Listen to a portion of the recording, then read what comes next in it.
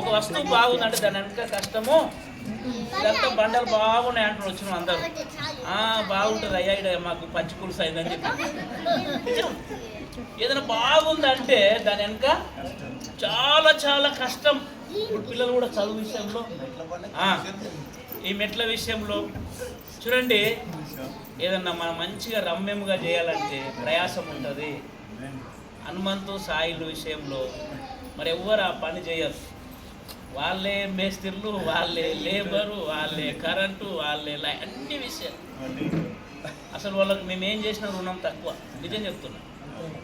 ఎందుకొరకంటే ఎంత మన వల్ల అయినా టైం లేకుండా పనిచేసి దేవుడు స్తోత్రం కలుగుతారు. వారిని వాళ్ళ కుటుంబాన్ని దేవుడు దీవించాలని మేము ఆశిస్తున్నాం.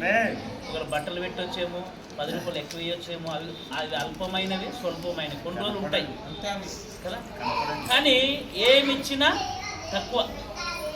ఎందుకొరకంటే అల్పెరుగని పోరాటం చేసి అవధులు లేని ఈరోజు సంతోషం అనుభవిస్తున్నామంటే కారణం వాళ్ళిద్దరు. రియల్, మేమేదో మెప్పు కోసం చెప్తలేదు. ఇది ఎందుకంటే ఎవరి ఘనత వారికి చెప్పాలి, మెచ్చుకోవాలి. ఆ విధంగా మనం మెచ్చుకోవాలి. వాక్యము కృతజ్ఞత అంటారు. దాన్ని ఏంటంటారు? Thanks giving.